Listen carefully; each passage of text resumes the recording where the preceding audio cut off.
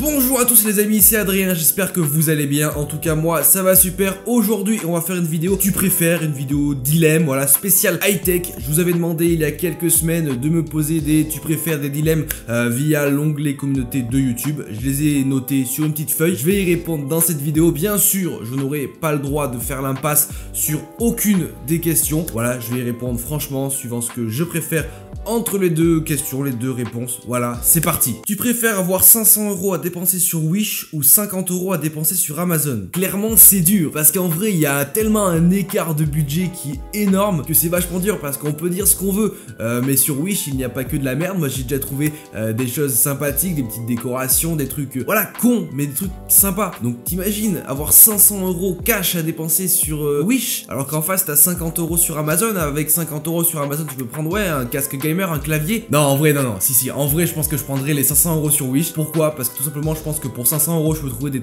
des choses vraiment sympathiques, des petites conneries, des trucs voilà sympas. Tu préfères AMD ou Intel? Oh mais les gars vous voulez me mettre dans la merde ou quoi? Je peux pas choisir entre AMD ou Intel. Je travaille avec les deux, je travaille des fois avec AMD, je travaille des fois avec Intel. J'aime bien les deux, j'aime Intel, j'aime bien AMD. Je sais pas, c'est tellement dur. N'hésitez pas vous aussi à mettre en commentaire ce que vous préférez entre les deux choix. Je sais pas, parce qu'ils ont toutes les deux leurs forces, tous les deux leurs faiblesses. Intel ils font des très bons processeurs, assez chers mais de très bons processeurs. AMD de leur côté font là aussi de très bons processeurs, surtout avec les nouveaux Ryzen qui sont un peu moins chers et qui sont très performants. En plus AMD fait des cartes graphiques. En vrai les gars vous me mettez vraiment dans la merde parce que je peux pas choisir clairement entre AMD et Intel. Ça fait un moment qu'il y a un débat dessus, tu préfères Intel, tu préfères AMD. Mais bon, comme je suis obligé, écoutez, pour moi je vais choisir Intel. Pourquoi? Parce que Intel c'est pour moi un cran au-dessus d'AMD en termes de processeurs. Ils sont un peu plus avancés au niveau de la technologie du processeur. Et en plus vu que Intel se consacre uniquement sur des processeurs,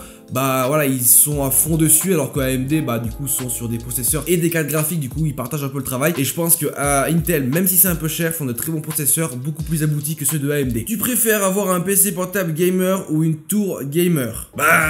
Les deux, si possible avoir les deux, mais vraiment si je devais choisir entre un PC portable gamer et une tour gamer, je pense que je prendrais personnellement la tour gamer. Pourquoi? Parce que dans une tour gamer on peut vraiment avoir des composants beaucoup plus performants que dans un PC portable gamer et pour le même prix, voilà, ou voire moins cher sur une tour gamer. Après c'est vrai qu'une tour gamer voilà elle est là, elle est posée, on peut pas la trimballer à droite à gauche et du coup il faut acheter avec un écran, des accessoires. Mais en bref ouais, si je devais vraiment choisir entre les deux, je pense que je prendrais la tour gamer, même si moi personnellement j'ai les deux. J'ai la chance d'avoir un PC portable gamer très performant, mais de notre côté une tour gamer très performante aussi. Donc voilà, si possible avoir les deux, mais si je devais choisir, ouais on prend la tour gamer, je pense que c'est bien plus utile. Tu préfères Apple ou Samsung? Je sais même pas si je vais répondre à cette question parce que la réponse elle est là, tout simplement.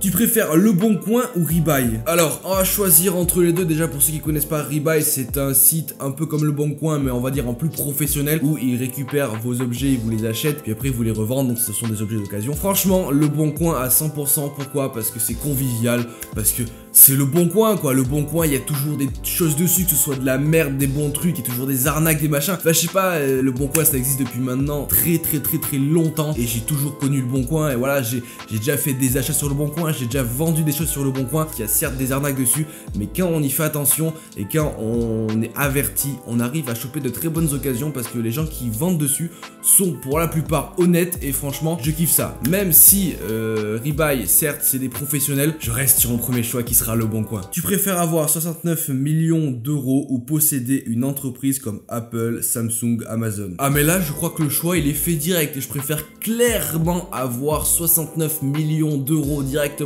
cash dans une manette avec des petites coupures que posséder une entreprise, une grande entreprise comme Apple, Samsung ou Amazon. Parce que vraiment c'est le bordel. Quand tu as une entreprise, certes tu peux gagner 10 fois plus que 69 millions d'euros, ça c'est clair. Mais putain, mais t'as des emmerdes à droite, t'as des emmerdes à gauche, s'il y a les médias qui font une petite polémique, s'il y a machin qui fait un petit truc, t'es emmerdé, et surtout que tu taffes, parce que certes tu peux diriger une grande entreprise, mais il y a du taf derrière. Clairement, donnez-moi 69 millions d'euros cash, je les prends direct, même si vous me proposez d'être PDG d'Apple, non.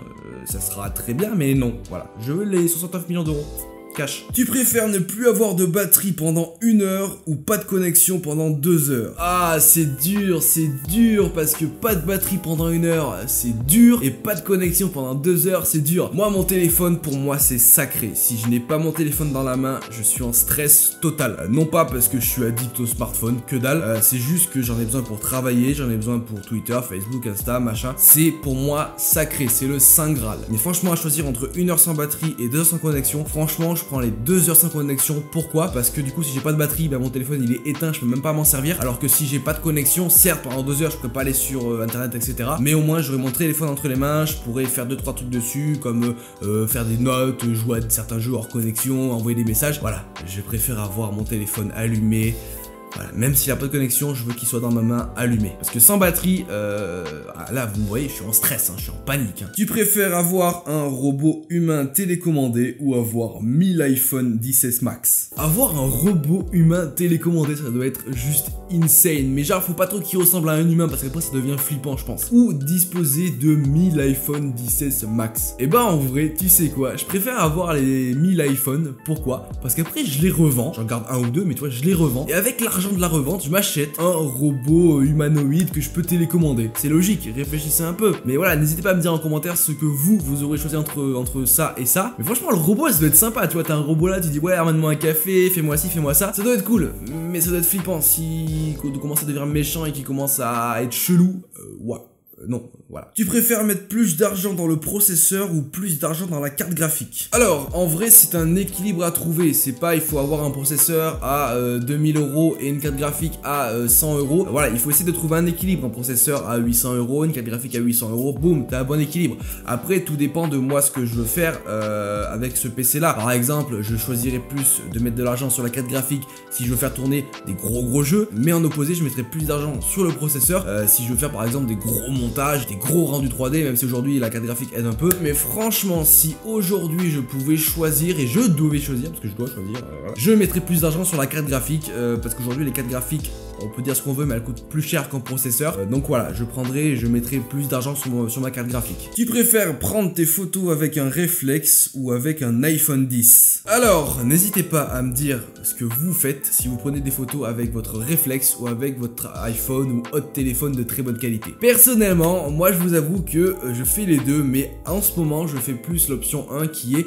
prendre mes photos avec un réflexe. Pourquoi? Par exemple, toutes les photos que vous voyez sur mon Instagram, d'ailleurs mon Instagram s'affiche ici, n'hésitez pas à aller me suivre, je mets beaucoup de photos. Je les prends avec un réflexe et puis après je les retouche. Pourquoi c'est intéressant de les prendre avec un réflexe? Parce que mon réflexe prend des photos en format RAW, qui est un format dans lequel après je peux modifier les photos, voilà, sans altérer l'image. Alors qu'avec un iPhone, je peux pas prendre des photos puis ensuite les modifier. Je pourrais, mais ça altérerait la qualité de l'image. S'il sortait un smartphone pouvant prendre des photos au format RAW, franchement là, alors sans souci, je prendrais avec un téléphone parce que c'est petit, tu le sors, tu prends une photo, c'est nickel. Alors qu'avec un réflexe, j'ai un trépied, je me prends en photo, faut faire des réglages, c'est un peu chiant. Mais à l'heure actuelle, je pense que je préférerais largement prendre mes photos avec un réflexe qu'avec mon iPhone parce que le réflexe reste encore aujourd'hui le produit qui fait des photos de très bonne qualité et surtout s'il fait des formats RAW, là vous pouvez les modifier sans souci. Donc je choisis le réflexe. Donc ouais les amis, j'espère que cette vidéo vous aura plu. C'était une vidéo dilemme, tu préfères. En tout cas, n'hésitez pas à mettre en commentaire vos réponses aux questions. Comme d'habitude, n'hésitez pas à mettre un petit like, un petit commentaire, à vous abonner, vous connaissez la chanson. En tout cas, moi je vous dis à plus dans de prochaines vidéos. Allez, ciao tout le monde.